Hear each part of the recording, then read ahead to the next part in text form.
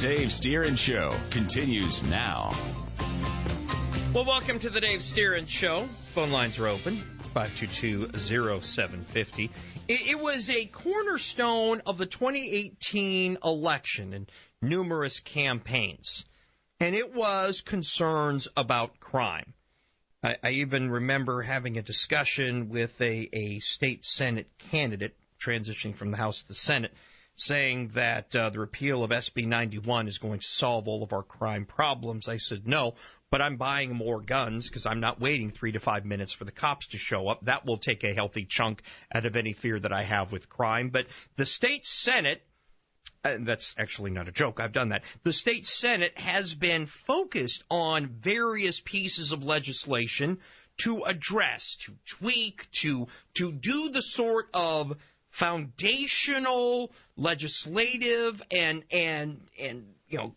legal things necessary to deal with Alaska's somewhat iffy criminal justice system. And yet, Senate President Kathy Giessel joining the show by the Newsmaker line, the House seems to be lagging behind. First of all, glad to have you here. Welcome back. Is it sunny in Juneau? Hi, Dave.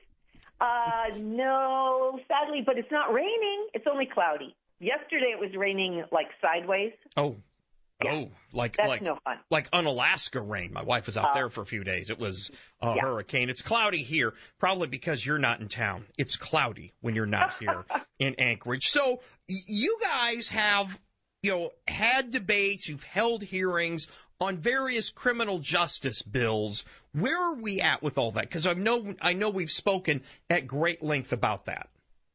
Well, one of the crime bills is in judiciary right now. It's in its final. This is in its final committee of referral, and that is the sexual assault loophole bill that Governor Dunleavy proposed. And then in state affairs, now they're also hearing the criminal justice bills. We have the sentencing bill by the governor. The other bills have moved on and are sitting in finance committee right now, waiting to be heard. So that's pre-sentencing and then parole, those two bills. So we've been moving them along, extensive hearings, public hearings, but also exhaustive day hearings as well. So, of course, the process is, there are hearings, there's discussion on a bill. It is at some point or another introduced to the floor. Members of the Senate vote on it, like the fix the beer garden at the state fair. So now I'm stuck going to the state fair bill that you guys handled in a pretty expedited manner a couple days ago. And then it goes over to the other body. What efforts are there companion bills currently being heard by the House side to move this process along? Because you and I have been looking at the clock.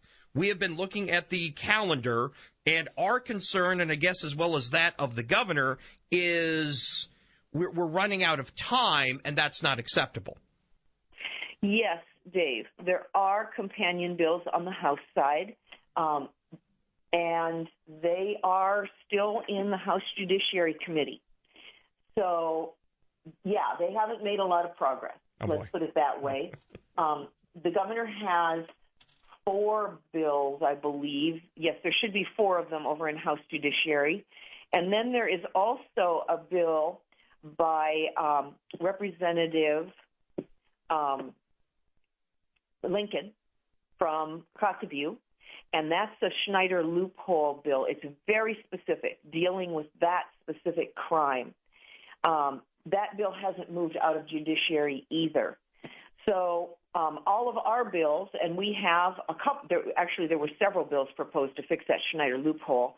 One of them is now currently in our Senate Finance Committee. So ours are all ready to cross the threshold over into the House, but we want to make sure that the House is actually going to work on them. So we're waiting to see what they're going to do with their versions of these very same bills. Because sending these bills over to the other body with them either still in the neophyte or early stages of debating the companion bills, you're really not moving the process along any quicker. It's more of a, I guess, a paperwork issue or effort on your part. You're still waiting, if I understand correctly, for the House side to catch up as to where you guys are in the process. Is that fair to say? Actually, that's slightly mischaracterizing. Okay. So these bills, our crime bills, which are getting into the Finance Committee, have been through the entire process. We have, let me count now, let's see, about three of our finance members are also on the committees that have heard these bills in State Affairs and Judiciary, so they're familiar with the bills. These bills are poised to come to the floor and actually be adopted.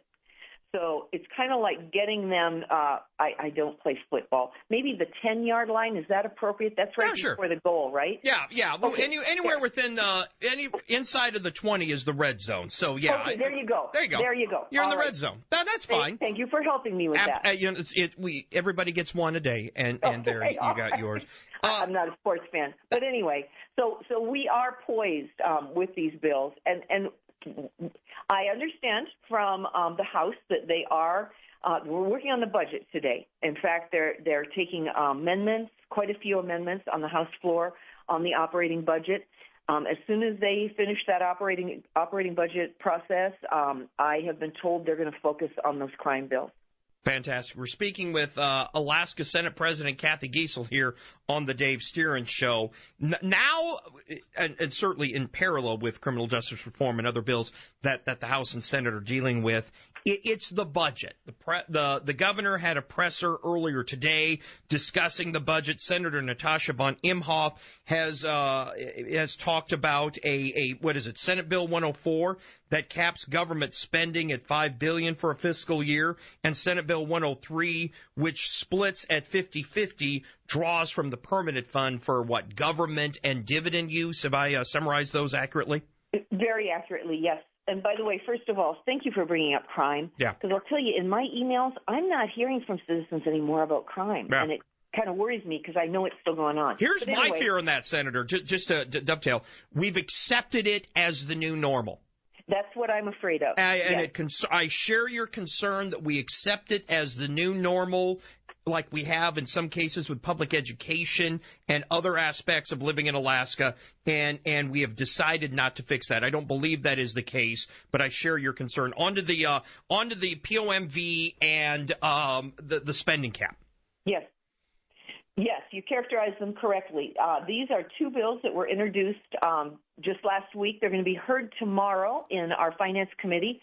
They are discussion starters.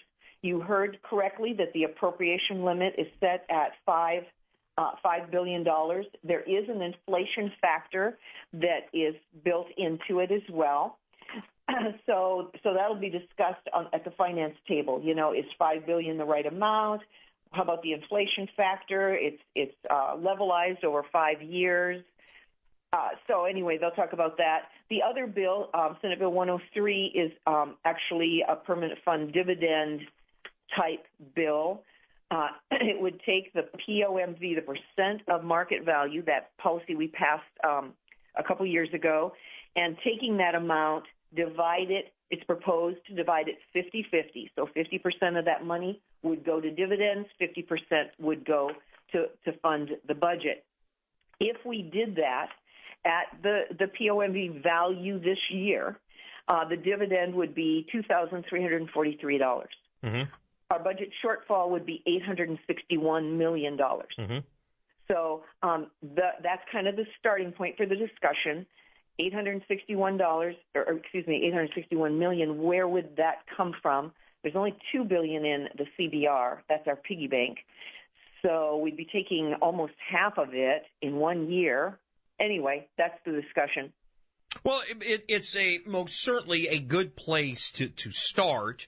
And I am very heartened, and you and I have discussed in the past, not even just in this administration, but government that builds its budgets by how much money are we taking in and how much do we have in savings, and spend more when times are good and then just fudge through it when times are bad is not an efficient way to run government. Restrictions, spending caps, the proposed legislation is a quicker method to get there. But some people have said, well, this will stop the whole constitutional budget amendment discussion. This doesn't. If I understand, and I probably don't correctly, a legislative step on capping spending can then be implemented quicker, while any sort of public decision or action on a constitutional amendment can still move forward. Is that correct? Well, that's true. This appropriation limit bill that's proposed, I'll talk about it tomorrow, has an effective date of July 1 of this year. So it would go into effect in our next budget year, so that in January. Mm-hmm. So, yeah, you're right. It would be quicker implementation. Then the public would be able to see what it looks like to live under a more reasonable appropriation limit. You know, we've got one already in the Constitution. It's $10 billion. Obviously, that's excessive. Yes. It was written long ago. Time to tweak it. Well, I think if time is of the essence, and now remember, you said you'd be done at May, and I'm taking the overs on that. As you watch the House begin deliberations on the budget, are you still optimistic that your timetable matches your initial point, or do you see some philosophical gaps between what the House will probably pass over to the Senate that may take longer than you anticipated to address? Yes, there will be philosophical gaps, but that's what this is about. That's why we have two separate bodies, each with different numbers of members and different representation, so to speak, because at the end of the day, we hash out those differences in conference committee. I'm still optimistic. I know that the House is working hard. They have a very diverse group. They have a whole lot of freshman members that have never been through this before. And so, yes, I remain optimistic because I know how hard those folks are working.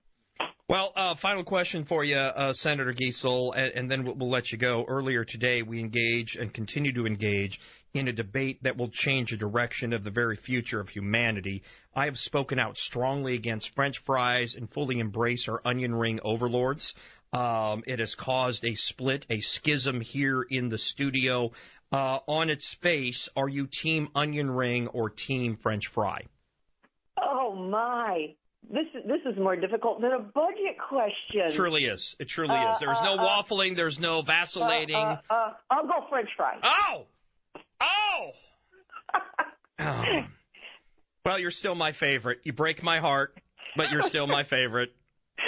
All right, I'm going to go be beaten profusely about the Head and Shoulders by fill-in producer David Sanders as Team Fry chalks up a major endorsement here. Go ahead. What do you want to tell the Senator, Sanders? Well, first of all, I'm shocked that, Dave, this is potentially political suicide for you to ask someone to take such a position. I mean, guns, abortion, taxes, the dividend, kids stuff. But you really want somebody to come out against French fries? You know why I like Senator Giessel? She makes the tough decisions, even if it's the unpopular one with this host. Touche. I tell you. Senator Kathy Giessel, always a pleasure.